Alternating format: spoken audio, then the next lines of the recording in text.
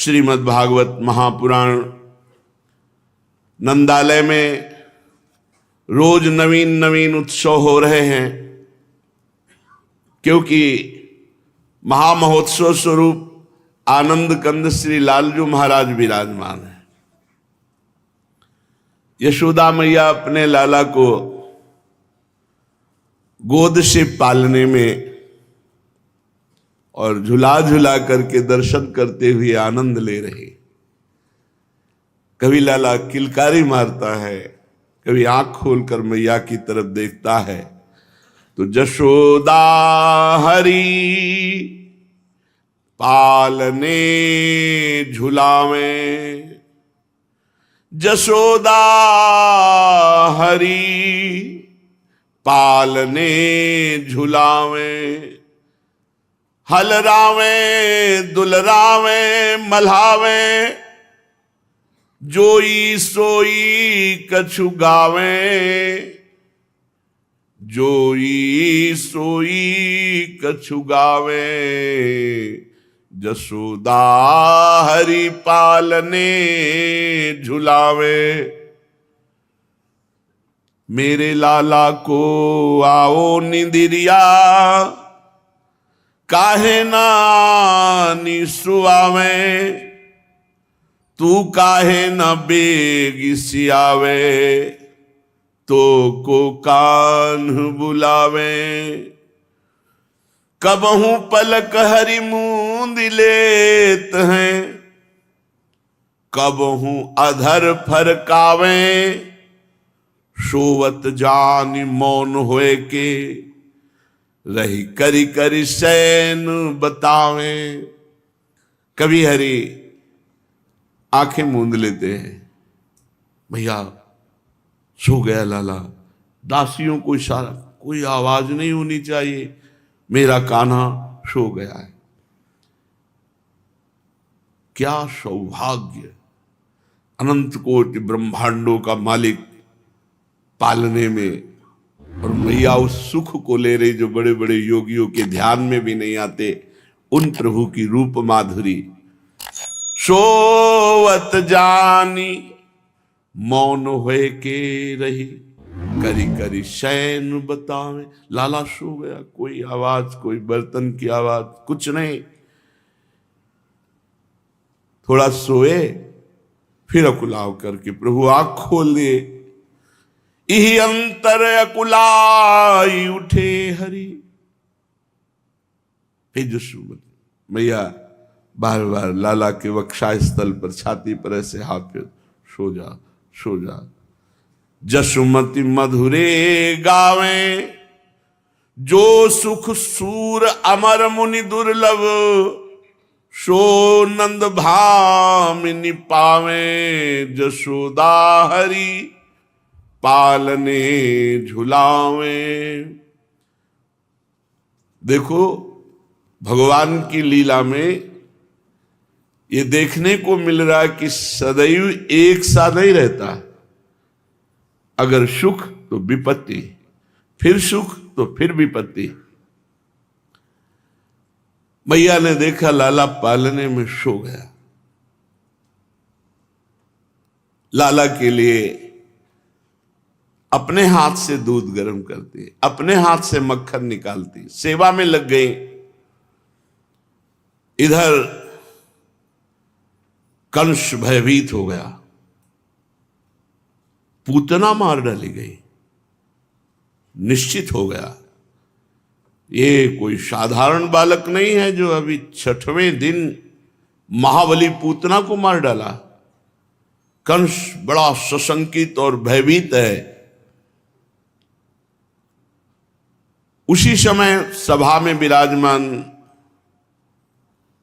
काकासुर, जो कौए का रूप रख करके वज्र जैसी चोंच, वज्र जैसे पंजे, वो देवताओं को भी मार सकता है, इतना बलवान।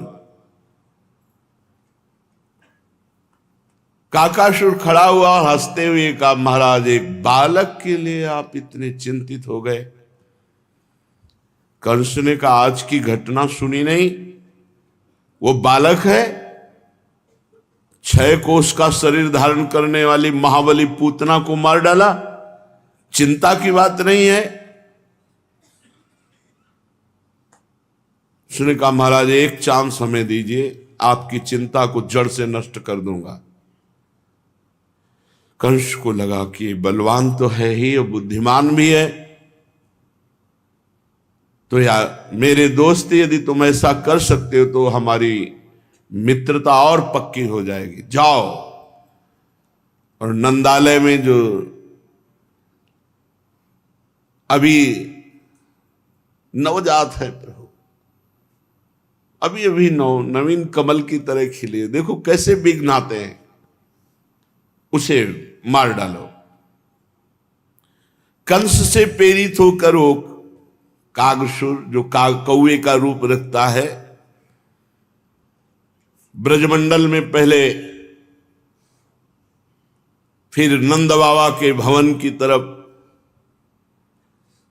और छोटा काग का रूप रख करके आंगन में देखा कि पालने पर श्री कृष्ण शयन कर रहे हैं। शिष्य को देखते ही भयंकर क्रोधित हो गया, काला कौवे का रूप धारण किए हुए लोह की वज्र के समान उसकी चोंच और पंजे हैं। भगवान ने इसे मुट्ठी बांध ली सोते हुए,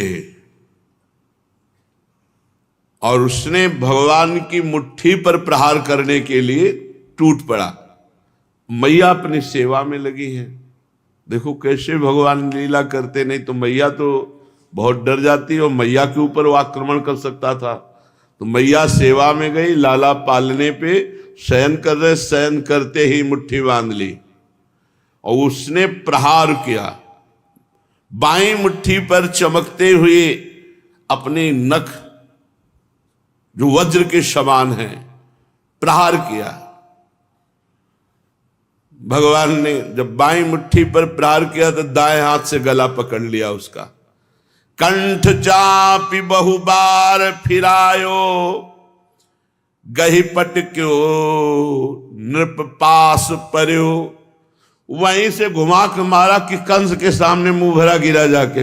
कंस ने देखा है काकासुर है, अभी तो सभा में कह के गया था कि अभी गए तुम चिंतित हो, अभी मैं मार के आता हूं। कंस के सामने गिरा, एक पहर तक औषधियां पवाई गई, तब कुछ उसमें शुद्धि आई, फिर भी गला बहुत दर्द कर रहा था। उसने कहा सुनहु कंस तब आई सरयो, धरि अवतार महाबल को, एक ही कर मेरो गर्व हर्यो। सुनहु कंस तब आई सरयो, सूरदास प्रभु कंस निकंदन, भक्त हे अवतार धर्यो। धरि अवतार महाबल को, एक ही कर मेरो गर्व हर्यो। बड़ी कठिनाई से बोला क्योंकि गला दबाया था प्रभु ने। कंस ये कोई अवतार है, बालक नहीं, कोई महाबल का अवतार है। मैं एक ही हाथ से गला पकड़ करके मुझे फेंका है। उत्कच नाम का दैत्य खड़ा हुआ और हंसते हुए कहा बड़े बल मदांध बनते हो और ताकत तुम में है नहीं। कंस एक बार मैं चाहता हूं कि मुझे आदेश करो। ये उत्कच हिरणाक्ष का पुत्र है। चाक्षुष मनवंतर से पूर्व की बात है। एक दिन ये उत्कच लोमस ऋषि के आश्रम में जा पहुंचा। बड़ा सुंदर तपोवन देखकर उसे ईर्ष्या हुई कि ऋषि का ऐसा आश्रम। उसने बड़ा शरीर बनाया और पूरे आश्रम को उजाड़ना शुरू कर दिया। कोमल हृदय लोमस जी उसे क्षमा करना चाहते थे, पर वो अपना उद्दंडता नहीं बंद किया। कहा कि शांत हो जा और जा। तब वो देखा कि ये दुर्मति मानेगा नहीं, तो उन्होंने कहा विदेहो बहुत दुर्मते, जा तुझे अपने देह का बड़ा अहंकार, तेरा देह अभी पतन हो जाए। विदेहो बहुत दुर्मते, वाक्य पूरा नहीं हुआ कि उत्कच का पूरा शरीर ऐसे गलित हो गया, खत्म। अब वायु रूप में वो पुकार पुकार के कह रहा, क्षमा करो हे ईश्वर, मैं बार बार आपसे जीवन दान चाहता हूं, क्षमा करो, मैं बहुत कष्ट में हूं। महात्माओं को गुस्सा पानी में जैसे लकीर करे ना, बस ऐसे होता है गुस्सा। वो भी उसके कल्याण के लिए होता है, कभी अपने स्वार्थ की पूर्ति में बाधा पड़ने पर क्रोध नहीं होता। जब परमार्थ में बाधा होती तब उनको क्रोध आता है, और वो भी क्रोध एक क्षण के लिए, जैसे पानी में लकीर खींचो खत्म। बड़ी अनुकंपा, बड़ा दुलार करने लगे। अच्छा, तुम्हें बहुत पीड़ा है, थोड़े दिन तो तुम्हें कष्ट भोगना पड़ेगा। सच्चिदानंद भगवान श्री कृष्ण का जब अवतार होगा तब उनके हाथ से तुम्हारा उद्धार हो जाएगा, तुम अपने स्वरूप को प्राप्त हो जाओगे। काफी समय हो गया था, बड़ा भूख प्यास से व्याकुल वायु रूप होकर भयंकर भटकता रहा। कंस ने वायु रूपधारी उत्कच से कहा, सच्ची तुम उस बालक को मार सकते हो? उत्कच ने हंसते हुए कहा, अभी हमारा आतंक आपने देखा नहीं। अगर मैं सभासदों के बीच में बोल रहा हूं कि ब्रज भीतर उपजो मेरो रिपु, मैं जानी यह बात, दिन ही दिन वो बढ़त जात है, मुंह को करिए घात। दनुज सुता पूतना पठाई, छिनकई मांझ संहारी, और घीच मरोर दियो कागासुर मेरे ढिग फटकारी। ऐसो कौन मारी है ताको, मोही कहे सो आई, वाको मारी अपन पो राखे, सूर ब्रज सो जाई। कंस ने कहा कि तुम सभासदों के बीच में उत्कच ऐसी बात करते हो, मुझे विश्वास नहीं, क्योंकि उसने पूतना को मार डाला, कागासुर की दुर्दशा कर दी। ऐसा कौन उस बालक को मार सके? मानो प्रज्वलित अग्नि में घृताहुति पड़ गई हो। कंस के वचन से उत्कर्ष गर्व को प्राप्त हुआ, अहंकार करते हुए कहने लगा, मैं राक्षसों का सेनापति हूं, हिरणाक्ष पुत्र हूं, शरीर नहीं है तो क्या मैं वायु रूप से पूरे ब्रज को नष्ट कर सकता हूं? कंस ने कहा, जाओ एक बार तुम भी उपाय करके देख लो। बवंडर रूप, वो जो ऐसे घूमता हुआ बवंडर होता है ना, ऐसा रूप धारण किया उसने। दो कर जोरी भयो उठी ठाढ़ो, प्रभु आयस मैं पाऊं, ही आते जाए तुरंत ही मारो, कहो तो जीवित लाऊं। और कंस से कहा, तुम आनंदित रहो, कहो तो मार कर मैं फेंक दे या जिंदा तुम्हारे सामने ले आवे। कंस ने भूरी भूरी प्रशंसा की, वाह वीर, जाओ उसको मार डालो। ब्रजेंद्र नंदन के प्राण हरण का संकल्प करके वो भीषण दैत्य ब्रज की तरफ चला मथुरा से। और ब्रजेंद्र नंदन योगींद्र मुनिंद्र दुर्लभ चरणारविंद, उनको मारने की, जो काल के भी महाकाल है।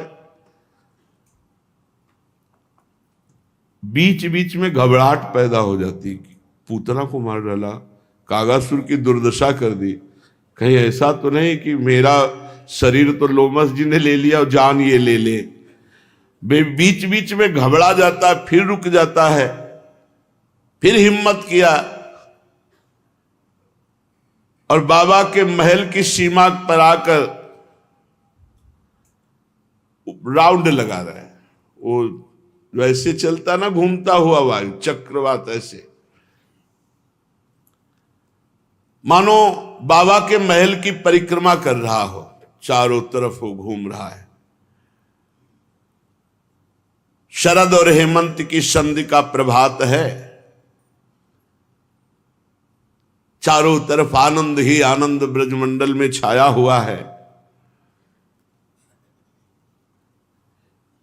ब्रजेंद्र गृहिणी यशोदा मैया आज रोज उत्सव हो रहा है, कभी नक्षत्र का उत्सव, कभी ये उत्सव, उत्सव स्वरूप ही वो उत्सव की व्यवस्था में लगी हैं।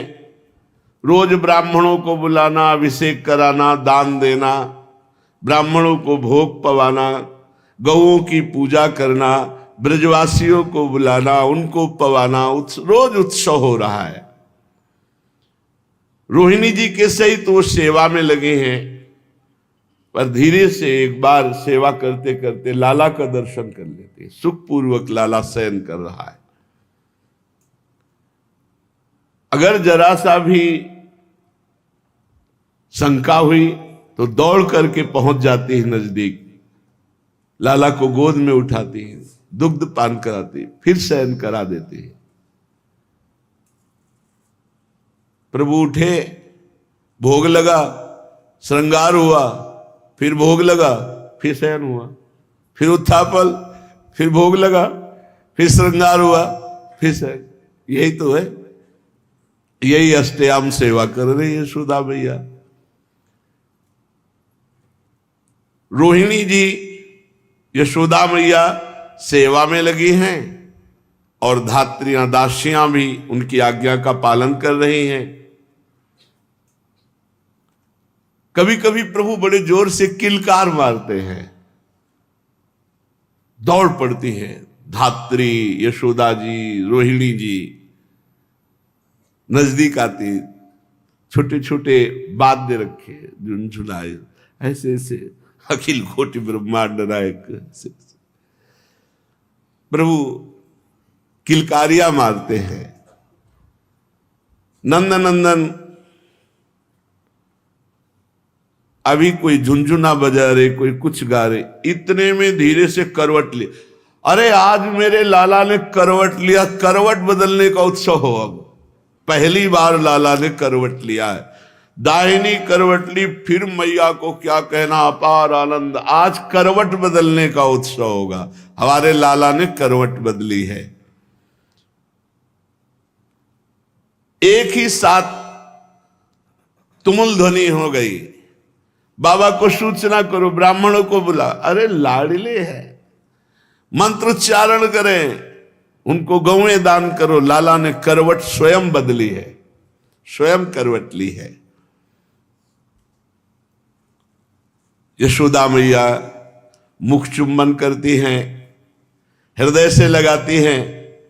इतने में ये समाचार सुनकर लाला ने करवट बदली है, बाबा और बूढ़े बूढ़े गोप आ गए। शयनम पार्श्वनोपपीडम शयानम सुकुमार कुमार पीड मकस्माद्विलोक्य तद्वृत्ते धात्रीभिर्मात्रे निवेदित मात्रे साति मात्रानंद कंदलिता निज नंदन मंगलातिशय स्पृहणी श्रीमन्नंद क्षितिस गृहिणी भर्तुराज्ञाम सुगाताम शंभूय भूयः सर्वा समाहूय तमे महोत्सवम महामहोत्सवम चकार।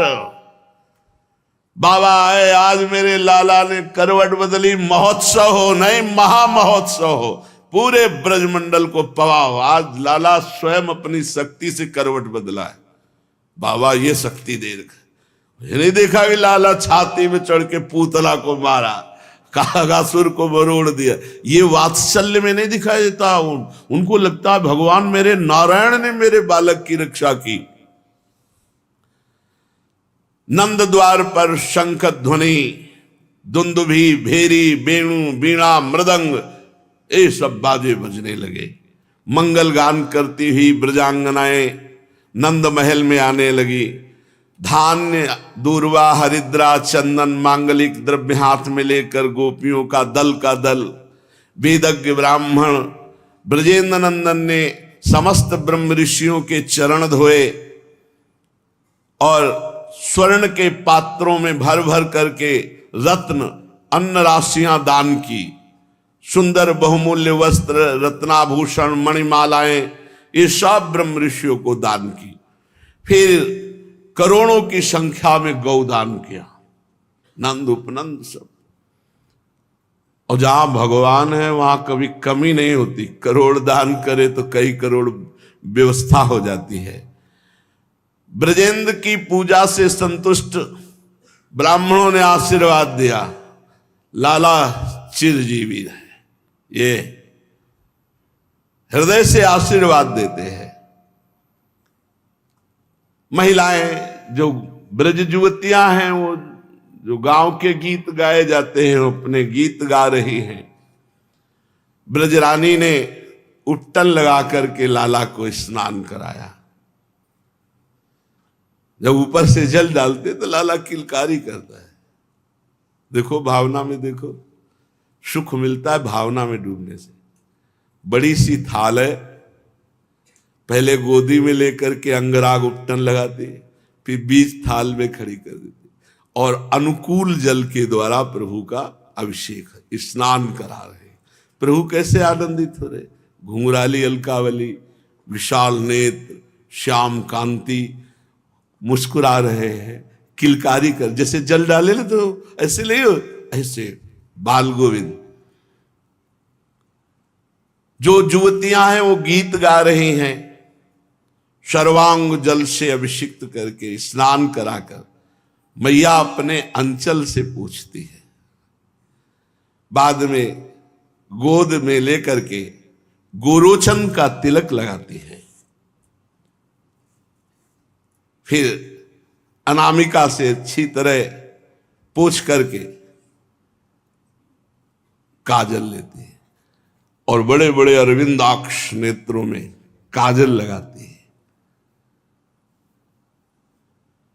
आंजते समय जब काजल लगाती है तो बालक रोने नहीं लगते, तो रोने जैसा प्रभु कर भैया पुचकार, नहीं नहीं नहीं नहीं, रोना नहीं, रोना नहीं, काजल ऐसे लगा रही।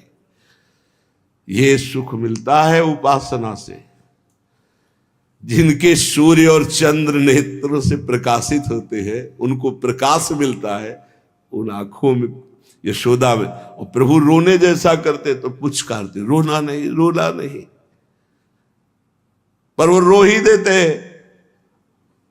तो मैया जल्दी से अपने दुग्ध को उनके मुख में डाल, फिर पुचकार करके, हे पर ब्रह्म परमात्मा को कैसा दुलार। यही तो भाव में दम है। सब जगत के माता पिता वही हैं और उनको गोद में यशोदा मैया दुलार कर रही है। जब मीठा मीठा अनुकूल दुग्ध मैया का मुख में जाता है तो काजल लगे हुए नेत्र से नंद नंदन मां की तरफ देखते हैं। मां निहाल हो जाती है, आत्मविस्मृत सी हो जाती है। कुछ ब्राह्मण आए कुशा हाथ में लिए हुए और शांति कुंभ जल से आर्द बना बना कर मंत्रोच्चारण करके भगवान के ऊपर ऐसे छिड़क रहे हैं, शांति पाठ करते जा रहे हैं। प्रोक्षण छोटी छोटी बूंदें जल की पड़ रही हैं तो नंद नंदन सो जाते हैं। हाँ बढ़िया, कुशा से छिड़क लेना, ठंडी ठंडी जल के प्रभु आंख बंद कर लेते हैं। क्यों? क्योंकि वो मड़रा रहा है आसपास, सो नहीं, सोच रहे ज्यादा कुशा उषा जल छिड़कने में समय लगा है तो इनको भी समेट ले जाएगा, तो हम इनको बचाएंगे कि पहले उसको प्रहार करेंगे। प्रभु को पता है, सर्वज्ञ है। श्रीनायकोत्थानिक मंगलेस्मिन् प्राप्ताः समग्रा अपि गोपवध्वा ग्राहम सुखम तन्न कथम मयेति निद्रा सनैरीश दृशम किमागात। बिल्कुल सो गए कि कोई भी आसपास न रहे। भैया ने कहा सब चलो सब चलो, लाला को नींद आ गई, लाला को सोने दो। और प्रांगण के भाग में शकट गाड़ी के पहिए निकालने के बाद जो हिस्सा बचता है उसे सकट कहते हैं। वो मैया ने उसी सकट के पलना में लाला को सुला दिया। चलो साहब, वो सकट कोई ऐसे केवल लकड़ी का थोड़ी है कि मरकत मणि से पट्टियां, लाल मणि से, सब ऐसे मणियों से जटित वो है छकड़ाऊ, जो सकट कहते हैं। पहिया हटा देने के बाद गाड़ी का जो हिस्सा बचता है उसे सकट कहते हैं।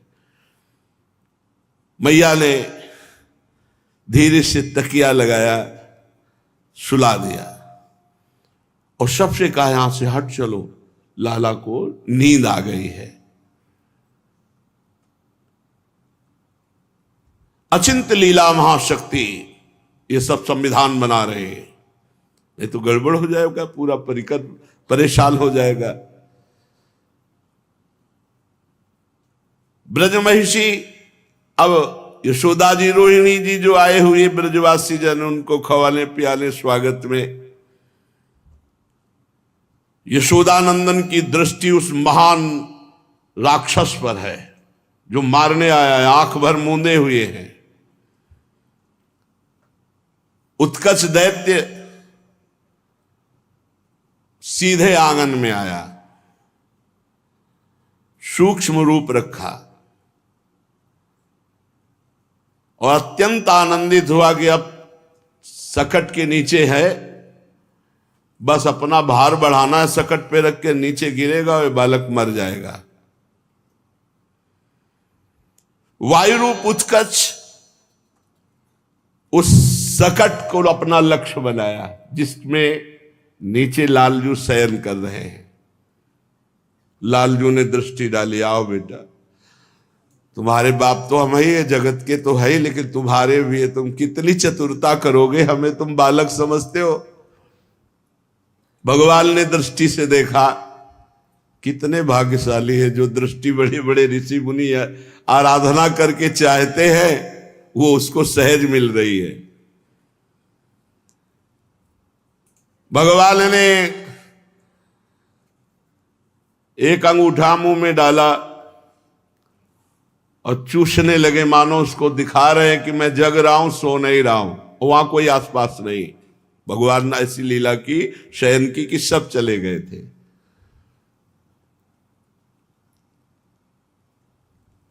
वैसे भी अंगूठा चूसने का अभ्यास है प्रभु को। उसमें आता है ना कि भगवान अपने कर कमल से चरण का अंगूठा, चरण का, करार विंदेन मुखार विंदम पदार विंदे विनवेशयंतम वटस्य पत्रस्य पुटे शयानम बालम मुकुंदम मनसा स्वरामी। तो कर पग गही अंगूठा मुख मेलत, प्रभु पौढ़े पालने अकेले, हरसी हरसी अपने रंग खेलत। अभी सोने की लीला करो, जब चले गए ना तो आनंदित हो। मान लो जैसे कोई पहलवान युद्ध करना हो तो थोड़ा अंग अपने, तो अपने अंग और अंगूठा पी रहा। जे चरनारविंद श्री भूषण उरते ने कुनटारती, देखो धोखा रस चरणन में मुख मेलत कर आरती। जो चरनारविंद के रस को सुरमुनि करत विषाद, सो रस है मोहू को दुर्लभ ताते लेत स्वाद। ये सब लोग हमारे चरणों की क्यों वंदना करते हैं? बड़े बड़े ऋषि मुनि चरणों का ध्यान करते हैं, तो क्या स्वाद चरणों में? तो भगवान चरण पकड़ के खुद अपने अंगूठा का स्वाद ले रहे हैं।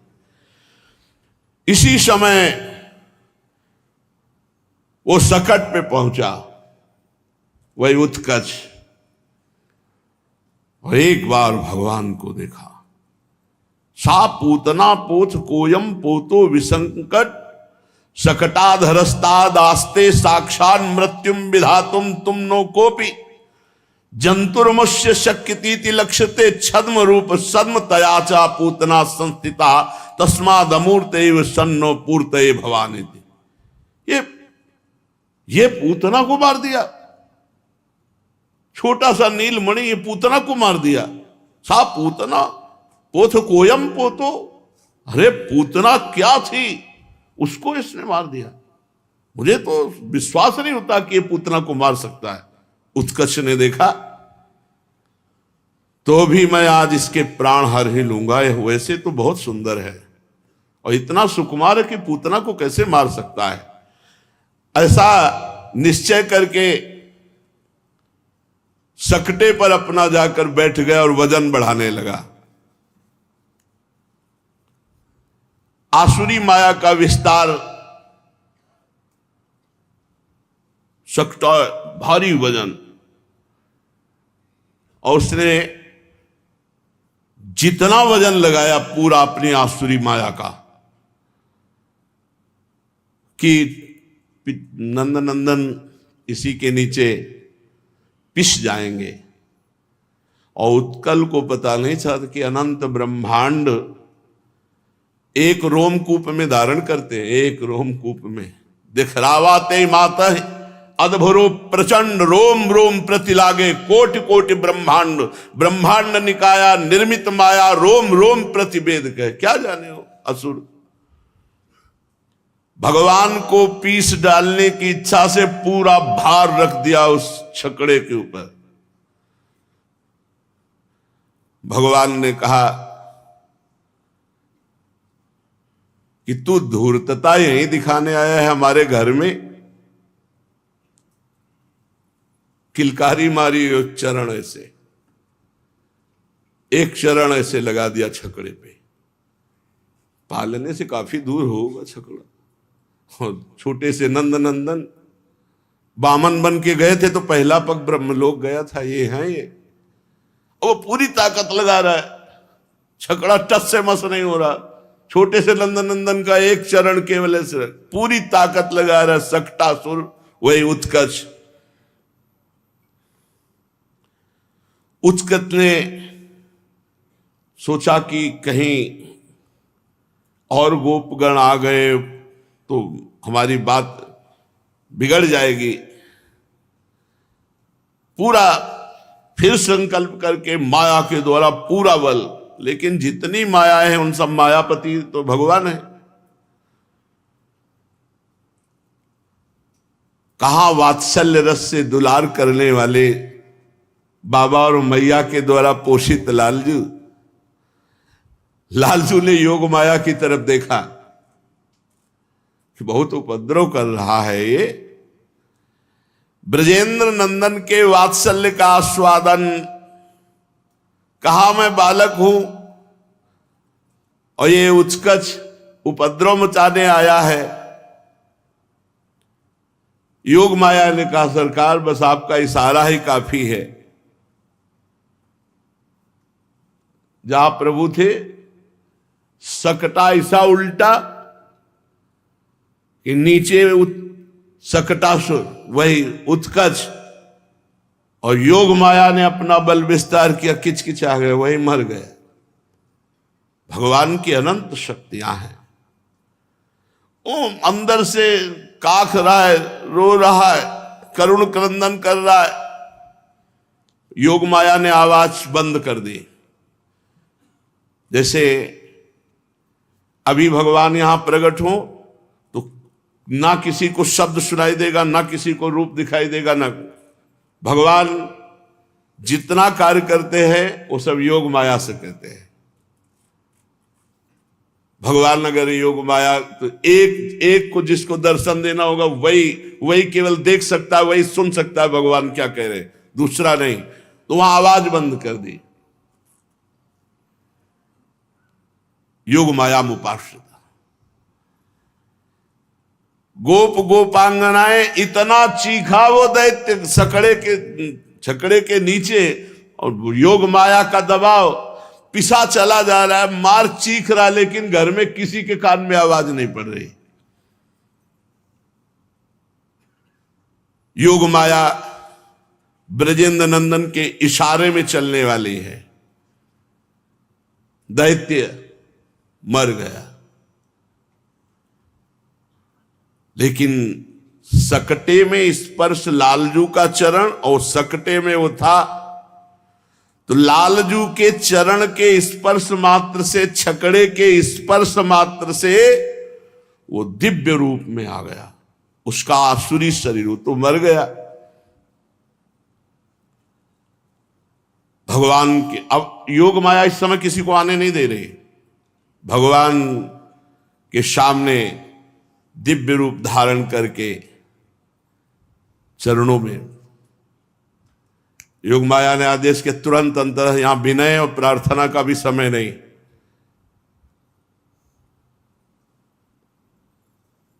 वो भगवान की अनुमति से अब आवाज पहुंची छकड़े की। समझ रहे, छकड़ा गिरे हुए कितना समय हुआ, वो मरा, फिर वो हाथ जोड़कर प्रार्थना की, दिव्य रूप धारण किया, और जब चला गया तब छकड़े की आवाज पहुंची, खर खर कर कर कुछ गिरा ऐसा लगा। सब दौड़ पड़े। ब्रजेश्वर कुछ दूर पे, अरे ये तो कुछ भयानक गिरने की आवाज है। रोहिणी जी, यशोदा मैया चीख पड़े आंसू बहाते हुए, ये जिधर आवाज आ रही उधर तो छकड़ा था, छकड़े के नीचे लाला था, व्याकुल होकर भागी। यशोदा मैया ने भागकर जब देखा छकड़ा पलटा हुआ, मूर्छित हो गई, मेरे लाला का कुछ अनिष्ट हो गया। रोहिणी जी ने देखा कि छकड़ा अलग है, वो अलग अपने चरण चला के खूब किलकारी कर रहे। तो यशोदा जी से कहा, बहन नीलमणि सुरक्षित है, कुशल है। मैया को कुशल शब्द से चेतना आई, कितना प्यार है प्रभु से। दौड़ के गई लाला को, मेरा लाला, मेरा प्राण। और अपनी दासियों से कहती, हम तो सेवा में मगन, तुम तो बीच में आके देख लेती। डांट रही दासियों को। अश्रु प्रवाह से भगवान को अभिषेक कर रही यशोदा। लाला अगर तुझे कुछ हो जाता तो मेरा क्या होता। खूब रो रहे।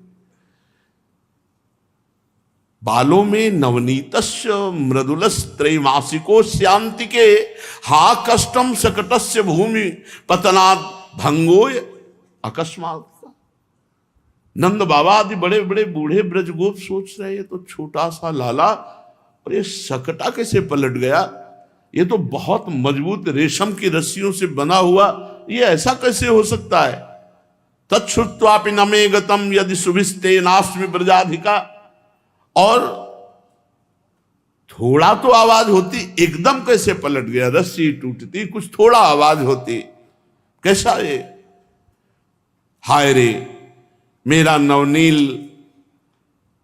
नीलमणि मक्खन से भी सुकोमल है, और इसके निकट पूरा का पूरा सकटा उल्टा होकर के गिर जाना, मेरे तो प्राण निकल रहे हैं बात सोच करके कि अगर मेरे लाला को कुछ हो जाता तो मेरे प्राण सब ब्रजवासियों के तो यही है। श्री लालजू महाराज खूब रतन उतार करके फिर दान करते हैं। बाबा के यहां दान चलता रहता था। ब्रजरानी समस्त गोप और गोपियों के सामने कहती कि तुम सब आशीर्वाद दो, तुम्हारे आशीर्वाद से ही हमारे लाला को कुछ नहीं हुआ, नहीं इतना बड़ा सकटा पलट गया था, कुछ हो जाता। सब आशीर्वाद दो। हम गोद पसार कर आशीर्वाद मांगते हैं सब ब्रजवासियों से, ब्रजगोपों से, कि हमारे लाला को कभी कोई कष्ट ना हो।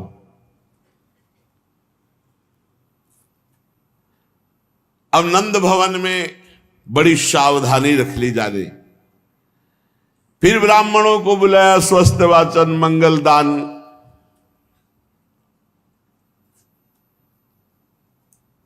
माता जी छाती से श्री लालजू को लगाए हुए हैं। इतने में कुछ गोप बालक भागते हुए आए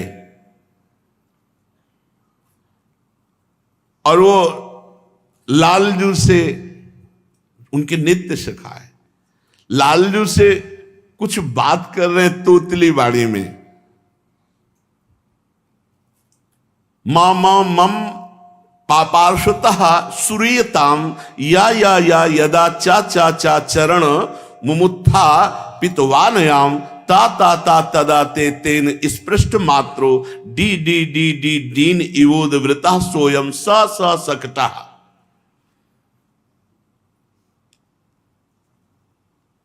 कैसी तूतली बानी में बोल रहे हैं, मा मा मा मा मम पापाश्रुता श्रूयताम, मेरी मेरी मेरी बात सुनो। या यदा चा चा चरण मुमुत्था पितवानयाम, ये जो सकटा पलटा है मैंने दूर से देखा है। ये कन्हैया ने लात मारी सकटा। ता ता ता तदा ते तेन स्पृष्ट मात्रो डी डी डी डी दीन इवोद वृता सोयम स स सकटा। ये जो पूरा माटों सहित सकटा पलटा है, ये कन्हैया ने लात मारी है, इसी से पलटा है। बाबा ने कहा अभी सीधे उठ के तो बैठना नहीं आता, लात मारेगा, सकटा पलट जाएगा। रुदतानेन पादेन क्षिप्त मेतन संशय। कैसे ऐसा हो सकता है, मेरा छोटा सा लाला। किंतु वो ब्रजवासी बालक बार बार कह रहे कि इसी के चरण के प्रहार से सकटा पलटा है। बाबा ने माखन दे देकर, हाँ ठीक है जाओ। वात्सल्य के आगे विश्वास नहीं होता, ध्यान रखना, वात्सल्य के आगे विश्वास नहीं होता। ईश्वर का उपनंद जी ने और बूढ़े ब्रजवासियों को बुलाया, गणित लगाई, कैसे पलट सकता है, इतना मजबूत बंधा था, ऐसा कैसे। बाबा ने कहा गणित बाद में लगाना, पहले छकड़ा ठीक करो। जवान जवान बलिष्ठ गोपों ने, जो 50 की संख्या में थे, सकटा को ठीक किया, सामग्री रख दी गई। बड़ा वेद मंत्रों के द्वारा पूरा घर पवित्र किया गया। विप्रा मंत्र विदो युक्तास्तैर्याः प्रोक्तास्तथा शिषा ता निष्फला भविष्यन्ति न कदाचिदपि स्फुटम। मैया को इस सकट गिरने से बहुत भय लग गया। अब कभी अकेले नहीं छोड़ना लाला को, चाहे रोहिणी जी रहे या कोई सखी रहे और या मैया रहे, एक दो तो पास ही रहेंगे। नंद बाबा तो एकांत में हुए हो, कहा हे नारायण, पग पग पर विपत्ति आती हो, आप कैसे बचा लेते हो हमारे पुत्र को। और ये नहीं कह रहे, सोच रहे कि जिनके अंश से नारायण प्रकट हुए वो स्वयं अंशी भगवान है। अब ब्रजेश्वरी पहली बात तो एक क्षण गोद से ही नहीं उतारती थी, और अगर कहीं उतारा तो रोहिणी जी या कोई न कोई धाय मां वहां उपस्थित रहेगी। शाम हुई, लाला को शयन करा रहे। जसुदा मदन गोपाल सुआवे, देखी शयन गति त्रिभुवन कंपे, ईश बिरंची भ्रमावे। जब ये शयन करते तो पूरा समेट के शयन करते, मैं ब्रह्मलोक तक सब बोले, पूरा कंपायमान अनंत ब्रह्मांडों का कर विनाश करके सबको अपने में लेके शयन करते। उनको यशोदा मैया स्वयं शयन करा रही। असित अरुण सित आलस लोचन उभय पलक परि आवे, जनु रवि गति संकुचित कमल जुग निश अली उड़न न पावे। मानो कमल संकुचित हो रहे रात्रि में, ऐसे प्रभु के नेत्र मुंद रहे हैं। कैसे लाल लाल छोटे छोटे ओष्ठ हैं। श्वास उदर उससित यो मानो दुग्ध सिंधु छवि पावे। जब तो उदर जो भगवान का ऊपर नीचे हो रहा है, बड़ी शोभा हो रही। नाभि सरोज प्रगट पद्मासन उतरी नाल पछतावे। वही नाल, वही नाभि जिससे ब्रह्मा जी प्रकट हुई है, यशोदा मैया ऐसे ऐसे उदर में। लाला धीरे धीरे सो रहा है। कर सिर तर कर श्याम मनोहर, अलक अधिक शोभावे, सूरदास मानो पन्नगपति प्रभु ऊपर फन छावे, जसोदा मदन गोपाल सुआवे। प्रातः काल हुआ, फिर लालन की दिनचर्या स्नान आदि सब करा करके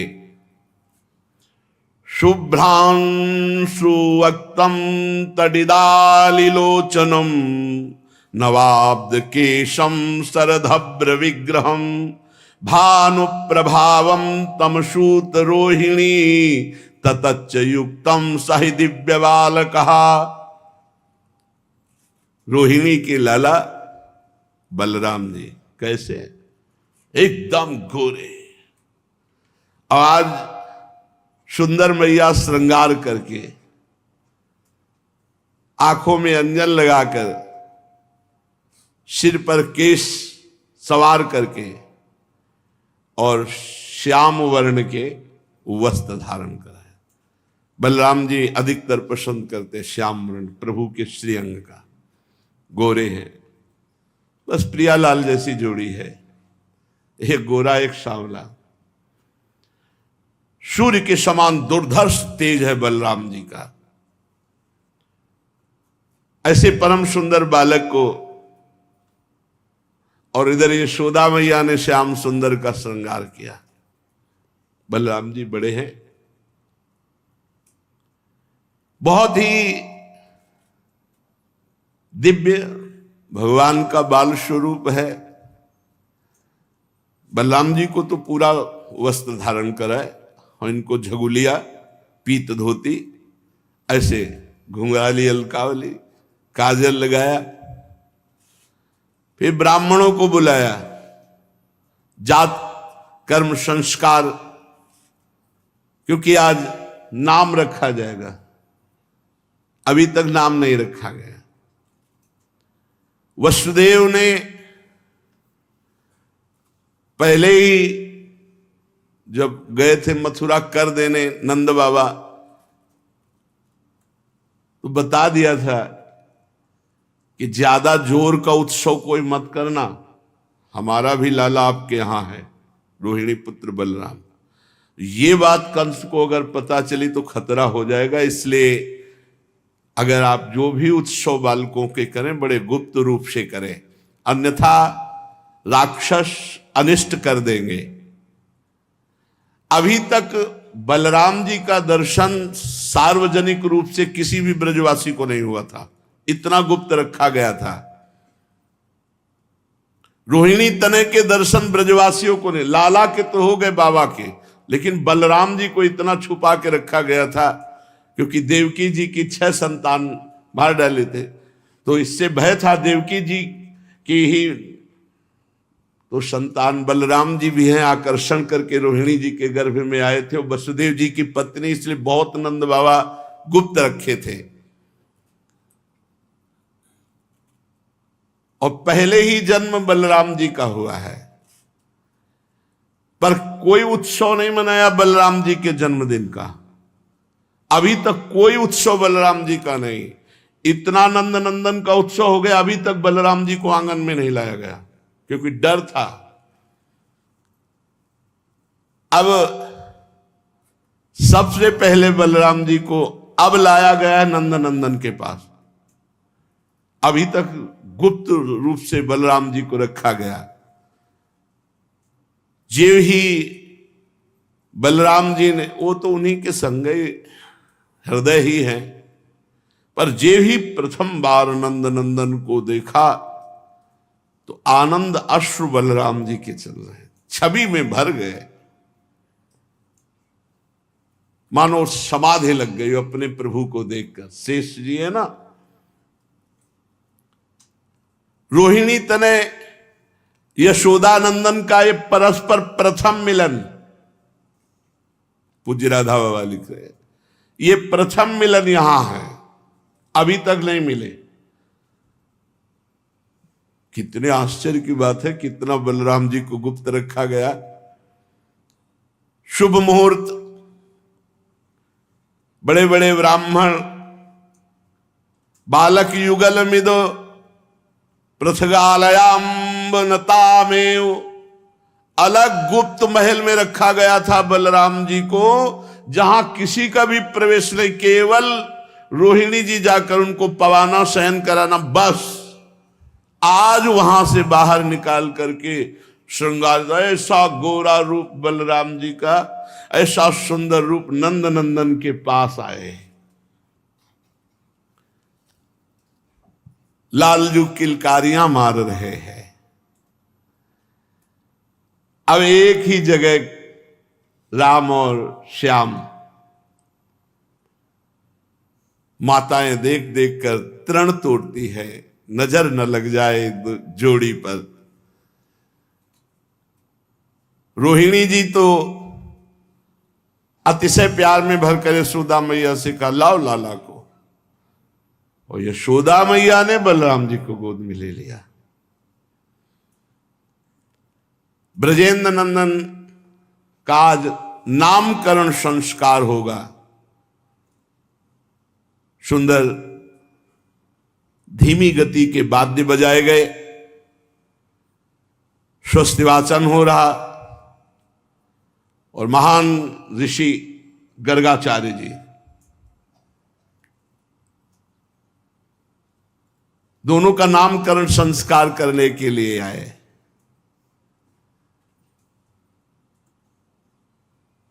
कहा कि देखो, हमारे मन में भागवतिक प्रेरणा हुई है। मैं वैसे तो प्रसिद्ध हूं आचार्य रूप में, लेकिन आपके नहीं।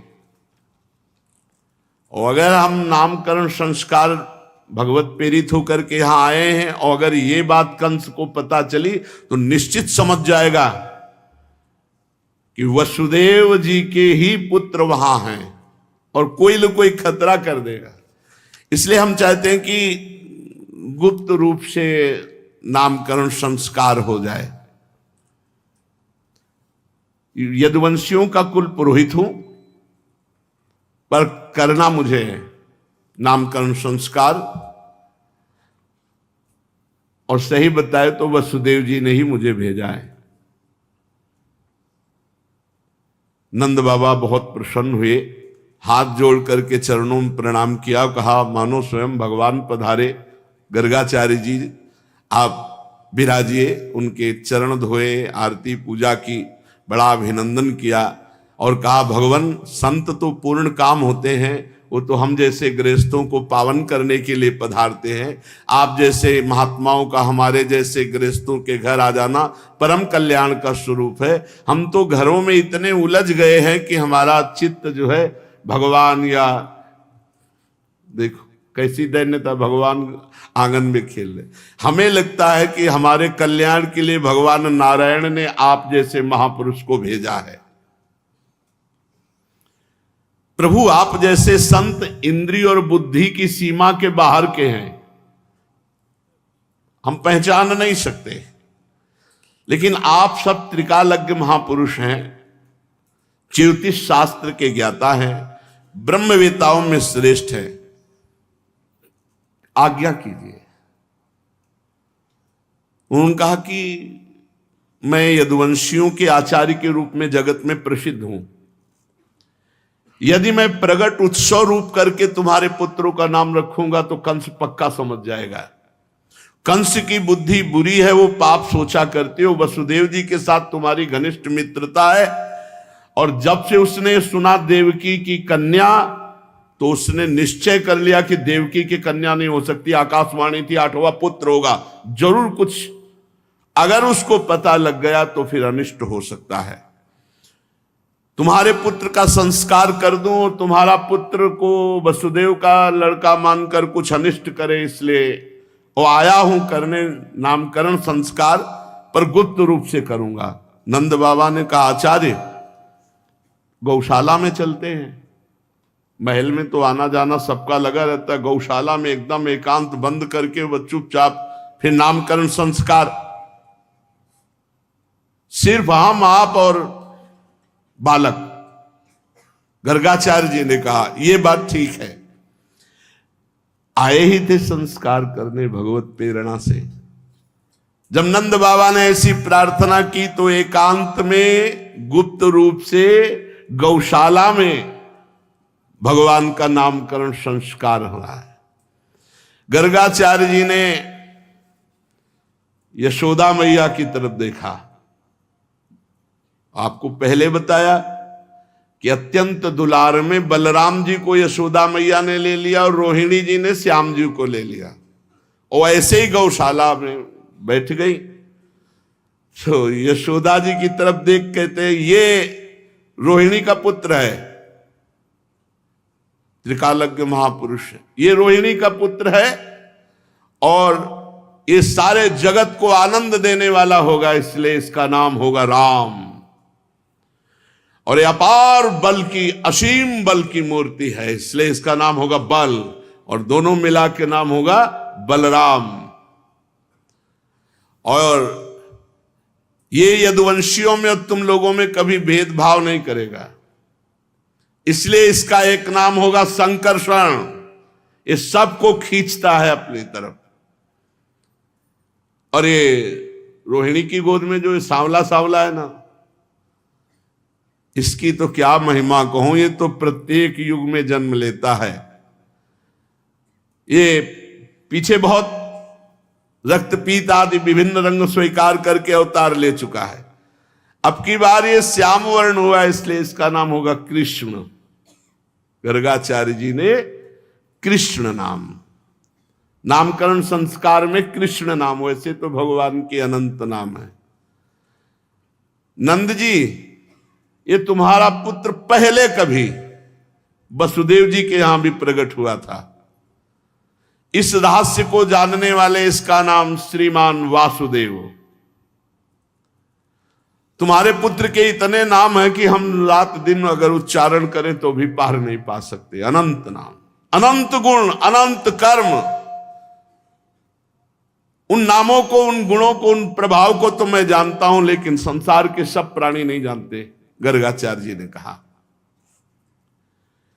यह परम कल्याण स्वरूप है जो रोहिणी की गोद में है, सांवला सांवला, ये कृष्ण, ये श्रीमान वासुदेव, ये परम कल्याण स्वरूप है। ये तुम्हारा परम कल्याण करने के लिए प्रकट हुआ है। समस्त गोप और गौओं को ये बहुत आनंदित करेगा। इसकी सहायता से तुम लोग बड़ी बड़ी विपत्तियों से सुगमता पूर्वक पार हो जाओगे। ब्रजराज, ये पहले भी युगों में प्रकट हुआ है। पृथ्वी में एक बार कोई राजा नहीं थे, डाकू चोर बढ़ गए थे, तो इसी ने सज्जन पुरुषों की रक्षा करने के लिए, दुष्टों का संहार करने के लिए अवतार धारण किया था। ये नहीं बताया कि कौन सा रूप। भगवान श्री राम, क्योंकि त्रेता में रामावतार और द्वापर में कृष्ण। तो पीछे युग में राक्षस बढ़ गए थे, तो उन राक्षसों का नाश करने के लिए इसने अवतार धारण किया था। नंद, तुम्हें कैसे बताए, ये जो रोहिणी की गोद में सांवला सलोना है ना, इस संपत्ति, सौंदर्य, कीर्ति में ये साक्षात भगवान नारायण के समान है। तुम बड़े भाग्यशाली हो। बड़ी तत्परता से इसकी सेवा में रहना। नंद बाबा को भली भांत समझाकर गर्गाचार्य जी गुप्त रूप से नामकरण संस्कार करके अपने आश्रम को लौट गए। नंद बाबा को बड़ा आश्चर्य हुआ कि गर्गाचार्य जी कह रहे पहले युगों में अवतार लिया, ये भगवान नारायण के समान। रोने लगे कि ये तो सब मेरे नारायण की कृपा। ये बिल्कुल नहीं आता बाबा के हृदय में कि भगवान है। यही है वात्सल्य, मेरा लाला, ये तो नारायण की कृपा है जो मेरा ऐसा सद्गुण संपन्न पुत्र हुआ। अब एक दिन मैया लाला को गोद में लेकर के बहुत पुचकार करके दुग्ध पान करा रही थी।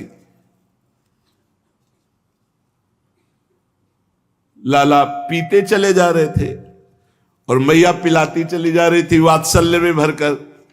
मैया के मन में आया कि ये इतना दूध पी रहा है तो कहीं अपच ना हो जाए। एकदार भकमादाय स्वांकमारोप्य भामिनी प्रश्नुतम पाययामास स्तनम स्नेह परिप्लुता पीत प्रायस्य जननी सातस्य रुचिरस्मितम मुखम लालयति राजन जम्भतो दृदशे दृशम इदम। दूध पिला, छोटी सी तोंद इतना दूध पी गया। तो लाला की तरफ देख के कि इतना दूध पीने पर अपच नहीं होगा तुझे, और ऐसे तोंद में ऐसे पेट में ऐसे। तो लाला मुस्कुराया, हाँ जोई आ किया खम रोदसी ज्योतिरनी कमासा शूरेन्द्रुवन्हि श्वसनाम्बुधिश्च द्वीपान्नगास्तद्दुहित्रवनानि भूतानि यानि स्थिर जंगमानि। आकाश, पृथ्वी, ग्रह, नक्षत्र, तारे, पूरा चराचर जगत भगवान के मुंह में। मानो भगवान दिखा रहे, मैया ये दूध मैं अकेले नहीं पी रहा, पूरे ब्रह्मांड को यहां से सप्लाई हो रही, पूरे ब्रह्मांड को जा रहा है ये दूध। पूरा ब्रह्मांड प्रफुल्लित हो रहा है, आनंदित हो रहा है, पुष्ट हो रहा है। मां, मेरे उदर में अनंत ब्रह्मांड वास करते हैं। आकाश, अंतरिक्ष, ज्योतिर्मंडल, दिशाएं, सूर्य, चंद्रमा, अग्नि, वायु, समुद्र, द्वीप, पर्वत, नदियां, वन, समस्त चराचर प्राणी मैया ने लाला के मुख में देखा। बार बार नेत्र करती है, मेरे लाला के मुख में पूरा संसार कहां से आ गया। सावीक्ष विश्वम सहसा राजन संजात वे पशु पसीना पसीना हो गई मैया। वात्सल्य ने ऐश्वर्य को डांट लगाए, यहां तेरा काम नहीं है। तत्काल वो दृश्य गायब हुआ। फिर वात्सल्य उमड़ा। भैया ने कहा, मेरा लाला, ये मेरी निगुड़ी आंखों में ही कुछ हो गया, पता नहीं दुनिया दिखाई देती लाला के मुंह में। और फिर देखा तो लाला मुस्कुरा रहा है। लाला को छाती से लगाया। एक दिन लाला को बहुत प्यार से गोद में बैठाले हुए मां दुलार कर रही थी। एकदारोह मारूढ़म लालयंती सुतम सती गरिमाणम शिशोरवो ढूमन से हे गिरिकूटवत। भगवान मानो कोई पर्वत हो, ऐसे शरीर भगवान का। यशोदा मैया की टांगें दर्द करने लगी, कितना तगड़ा हो गया है, इतना पीड़ा कैसे हो सकती। और उधर कंस के पास जब सूचना पहुंची कि जो तुम्हारा उत्कच था ना, वही सब कच्छ हो गया, दोबारा तुम्हारे खबर भी देने नहीं आएगा। कंस ने बवंडर रूपधारी तृणावर्त को भेजा, जाओ। वो सीधे बवंडर भयंकर रूप रख करके, भगवान ने कहा मैया को गोद में, मैया हमें गोद में लिए, वो मैया को भी उड़ा ले जाएगा। इतना जोर का वजन किया कि मैया ने कहा, आज लाला को इतना कैसे वजनील हो गया। भूमौ निधायतम गोपी विस्मिता भार पीड़िता महापुरुष मादध्यो जगता मास कर्मशु। इतना भार से पीड़ित हो गई कि ढनगा दिया जमीन में से। ओहो, कितना गरु हो गया लाला। और इसीलिए भगवान ने अपना वजन बढ़ाया कि मैया यहां से सेवा में जाए। लाला जो ही जमीन में ऐसे, लाला मानो सो गया। चलो थोड़ा सो जा, हम काम कर लेते, यही चाहते थे भगवान। इसके बाद वो भगवान नारायण का स्मरण करते हुए घर के काम, तृणावर्त ने देखा बढ़िया अवसर है। निजी का सेवक था कंस का, ये कंस की प्रेरणा से वायु रूप होकर के आया और भगवान श्री कृष्ण को उठाया और बस आंगन से आकाश और आकाश से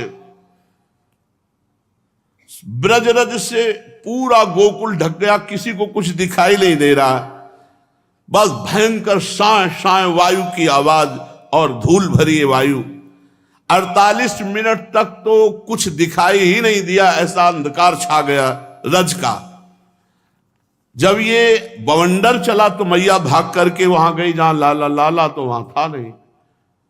मैया तो बहुत घबरा गई, बेसुध हो गई, अपना पराया कुछ सूझ नहीं रहा। जिधर देखो उधर धूल भरी आंधी। जैसे बछड़े के बिछुड़ जाने पर गाय की दशा होती है, ऐसे मैया व्याकुल हो गई। रोने लगी, यहां तक कि मूर्छित होकर पृथ्वी पर गिर पड़ी। क्या भगवत प्रेम है।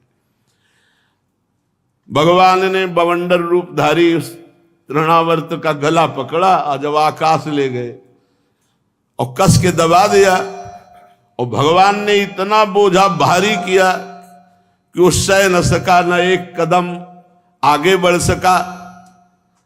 तृणावर्त भगवान श्री कृष्ण को नीलगिरी के समान सब इतना वजन बढ़ा लिया। भगवान ने कस के गला दबाया। शिशु रूप भगवान के गला दबाने पर वो निश्चेष्ट हो गया, असुर मर गया। आंखें बाहर निकल आई, बोलती बंद हो गई, प्राण पखेरु उड़ गए, अपना रूप असली धारण करके वहीं धम्म से गिर पड़ा। जे ही गिरने की आवाज सुनी, ब्रजवासियों ने देखा, अरे ये तो राक्षस है, और राक्षस की छाती में कन्हैया, जैसे पूतना की छाती में थे। दौड़ करके सब ब्रजवासी गए, भगवान श्री कृष्ण आराम से उसके छाती पे। क्या धन्य है ये दैत्य भैया, धन्य है, धन्य है। परब्रह्म परमात्मा छाती में वो अंतिम श्वास निकल ले, इनसे ज्यादा धन्य और कौन होगा। गोपिकाओं ने दौड़ करके लाला को गोद में उठाया, छोटे से लाला, और भार नहीं सह पाया तृणावर्त। मैया जब होश में आई, लाला गोद में दिया। मैया अत्यंत आनंदित होकर बार बार भगवान नारायण को प्रणाम कर रही, भगवान आपने हमारे बालक की रक्षा की। यशोदा मैया बाबा से कहते, बड़े आश्चर्य की बात है, देखो कितनी बड़ी घटना, ये कौन सा ग्रह नक्षत्र हमारे पीछे पड़ा है कि जब से बालक हुआ कोई न कोई देख लो। लोग कहते हैं हम बड़ी समस्या में, हम कहते हैं परमात्मा जब अवतरित होते तब यहां समस्या संसार डालता है, तुम तो मनुष्य हो। चाहे रामावतार देखो, चाहे कृष्णावतार देखो, देखो देखो ये राक्षस तो हमारे बालक को मृत्यु के मुख में डाल दिया था, परंतु हमारे नारायण भगवान ने जीता जागता हमें वापस कर दिया, और उस दुष्ट को उसका पाप ही खा गया। सच है, साधु पुरुष अपनी क्षमता से संपूर्ण भयों से बच जाते हैं। हम लोगों ने पता नहीं कौन सा ऐसा तप किया। यशोदा मैया नंद बाबा से कह रही, भगवान की पूजा की, या किसी प्यासे को पानी पिलाया, या कोई बाग बगीचा, या कोई दान पुण्य बना, जिससे हमारा बालक मरते मरते बच जाता है। ये बड़े सौभाग्य की बात है। जब नंद बाबा ने देखा कि महावन में बहुत सी अशुभ घटनाएं घट रही हैं, तो वसुदेव जी की बात पर बार बार याद आया कि वसुदेव जी कोई बहुत बड़े योगी हैं, वो कह रहे थे कि कोई न कोई अशुभ घटना घटेगी। भगवान सच्चिदानंद में अवतार ही इसीलिए लिए थे कि इन दुष्ट जनों का जो कभी भी उद्धार नहीं हो सकता था, उनको परम पद प्रदान किया। अब कृष्ण बलराम घुटनों के बल धीरे धीरे चलने लगे। ये बकैया बकैया आंगन में एक दिन लालजू महाराज घुटनों के बल चल रहे थे। देख लो भक्ति का प्रभाव, परब्रह्म परमात्मा को घुटनों के बल चला रहे, कैसा खेल। तो पुराने घरों में डेहरी होती थी, लकड़ी की मोटी डेहरी, और रोज कितना पवित्र जीवन गृहस्थी का कि माई लोग 4 बजे स्नान करके डेहरी पूजन रोज करती थी। रोज डेहरी पूजन, दीपक जलाना, गाय के गोबर से लीपना सामने, और पुष्पों से चौक रोज का काम था। 4 बजे तो ये शुरू। हम यहाँ कहाँ 8 बजे सो के जगते हैं, दलित दुराएं छाई हुई है 4 बजे। और आपको बताए 2 बजे रात्रि से चक्की पिसती थी। तब ऐसी थी कि कलाई पकड़ लेना तो तुम छुटा नहीं सकते, और मंगल में भगवान के गीत गाते हुए 2 बैठ जाते इधर घर घर, और मंगल में गीत गा रहे। 4 बजे नहा धो करके और देहली पूजन। ऐसे 50 बाल्टी पानी खींचना है 30 हाथ रस्सी से, कभी दिल फेल होगा? गांव में किसी का दिल फेल हुआ हो ऐसी बात नहीं। कभी किसी को गैस की गोली भोजन पचा लेंगे? इतनी रोटी, 2 लीटर मठा, आधी बेली गुड़, न शुगर और न लीवर। और ये एक बार नहीं, ये बाल भोग होता था। बाल भोग सच्ची कहते किसान के घर में मोटी मोटी चूल्हे की 5-6 रोटी और 2 लीटर मठा डाले पात्र में और मीसे और गुड़ से काट का, अरे लाल दरे फावड़ा चला रे, मेहनत कर। अब तो किसानी में कुछ नहीं रह गया, वो ट्रैक्टर से एक हार, एक मतलब 6-8 घंटे जोतना, तब 1 बीघा जोतता था। कितना पवित्र जीवन था। तो बाबा की मोटी डेहरी थी। अब लाला घुटनों के बल चला और ऐसे डेहरी के सहारे, और डेहरी में जो चढ़े तो पेट तो डेहरी में रख गया, पीछे से चरण उठ गए और आगे से हाथ पहुंचे नहीं तो बीच में टंग गए ना। अब रोने लगे तो देवर्षि नारद जी बीड़ा बजाते हुए पहुंच, देखा प्रभु रो रहे हैं, ना तो आगे हाथ जा रहा ना पीछे पैर जा रहा है, क्योंकि बीच में टंग गए मोटी डेहरी नंद बाबा की। आसपास देखा, साष्टांग दंडोत में बोले प्रभु हटा दें आपको?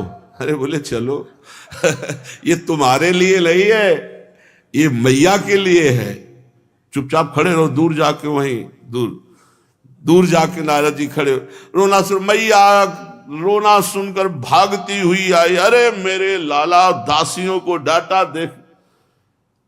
नारद जी ने कहा महाराज क्या लीला है, आनंद की डेहरी नहीं लाग पा रहे, वहां वामन अवतार में इतना बड़ा प्रभु, बड़े विचित्र खिलाड़ी। अब ये दोनों खिलाड़ी कृष्ण और बलराम धीरे धीरे घुटनों के बल चलने लगे।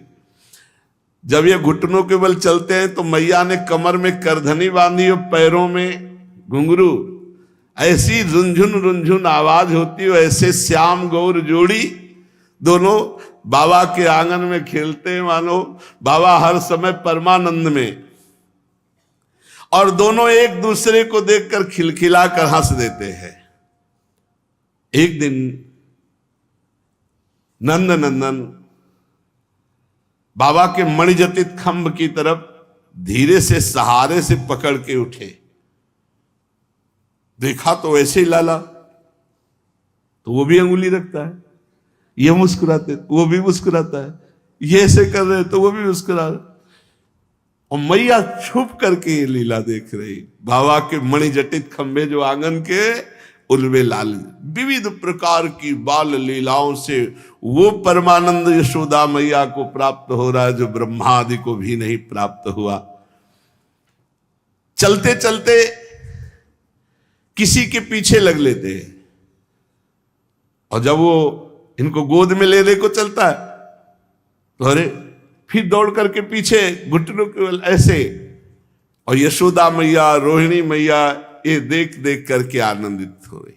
माताओं का हृदय वात्सल्य स्नेह से भरा हुआ है। कभी कभी अब ये घर के बाहर चलने लगे घुटनों के बल, और ब्रज रज लगाए हुए जब लौटते तो बड़ी सुंदर शोभा होती। माताएं उन्हें गोद में ले लेती, स्नान कराती, नए वस्त्र धारण कराती, स्तन पान कराती।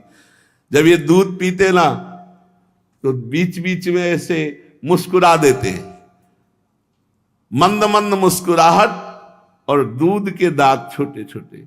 क्या अद्भुत शोभा! मैया आनंद के समुद्र में डूब जाती। बलराम और श्याम अब धीरे धीरे खड़े होकर चलने लगे। अब ये ब्रज के गलियों में भीड़ लग जाती गोपियों की। श्याम बलराम आए, दौड़ दौड़ करके सब इनकी शोभा को देखती। ये बड़े खिलाड़ी,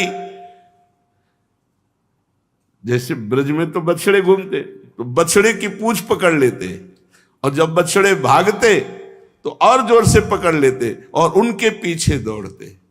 गोपियां सब अपना काम धंधा छोड़ करके बाल गोविंद की यही लीलाएं देखती और लोटपोट होकर परमानंद में मग्न रहती। कृष्ण बलराम ये दोनों बड़े चंचल खिलाड़ी। ये कभी गाय दूहने का समय के पहले सारे बछड़े छोड़ दिए, सब बछड़े दूध पी गए। कभी सींग वाले पशुओं से खेलते, कभी जो श्वान कुत्ते। हाँ, परमानंद दास को ठाकुर ले आए पिल्ला, ऐसा उसमें पता है ठाकुर जी और क्या ब्रज के कुत्ते परमहंस हैं, बड़े बड़े सिद्ध संत हैं। ठाकुर जी गोद में ऐसे उठाते पिल्ले को, और जब घर में ले आते मैया कहती अरे तुम ऐसे ऐसे कैसे कर रहे हो। बड़े चंचल खेल खेलते, बड़े खिलाड़ी।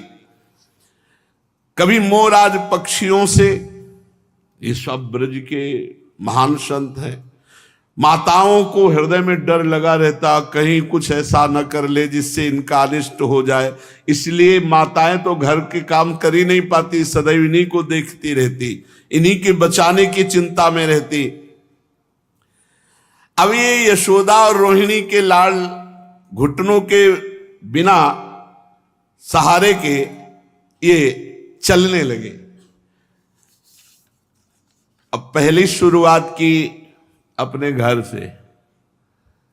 कृष्ण बलराम ने जितने माट रखे थे कमरे में सब फोड़ दिए, और सब दही, नवीन वाले नहीं, जो एक दिन पहले के थे, सब फोड़ करके। बहुत सी गोपियां घर आई हुई थी। मैया ने कहा इनको डांटना पड़ेगा। कृष्ण बलराम को तो वो जो कान पकड़ा रहे, ये जो भयभीत गोपियां देखती कि काश विधाता मेरी आस ऐसी पूरी होती, ये हमारे भी घर आते, हमारे भी माट फोड़ते, चोरी चोरी ऐसा करते, फिर मैं इनको पकड़ती, फिर हमारे सामने ये कान पकड़ते। ऐसा ऐसा सौभाग्य कैसे मुझे प्राप्त होगा। अंतर की बात ठाकुर जी अपने प्रेमी जनों की सुनते। ये जो माखन चोरी लीला है, इसको ये मत समझो बाबा के यहां कुंडों में थे दही दूध, लाला दिन भर डुबकी लगाए फिर भी पा न पावे ऐसे दूध दही माखन के थे। ये गोपियों की जो आकांक्षा थी ना कि जैसा यशोदा मैया को सुख मिल रहा है वैसा मुझे मिले, तो भगवान ततस्तु भगवान कृष्णो वयस्यैर ब्रज बालकै सारामो ब्रज स्त्री राम चिक्रीडे जनयन मुदम। उनको आनंद देने के लिए सखा मंडली, भगवान के अष्ट नित्य सखा, जो अष्ट सखा है ये सब, और भी ब्रजवासी और ब्रज के बंदर। जिस घर में जाना होता ना, पहले से ब्रज के बंदर दूर से देखते हो, जहां नंदन नंदन घुसे सब खिड़कियों में लग जाते, क्योंकि पता है अभी माखन बाहर पवाया जाएगा। प्रभु अब घर घर ब्रजवासियों को सुख देने लगे। श्री चरणों में नूपुर बंधे, रुंझुन रुंझुन करके नंद नंदन और श्याम और उनके सखा और गोपी माट व्यवस्था सब करके छुप जाती थी, और पूरी लीला देखने के बाद फिर हम पकड़ेंगे। शेष चर्चा आगे। श्री राधा वल्लभ लाल की।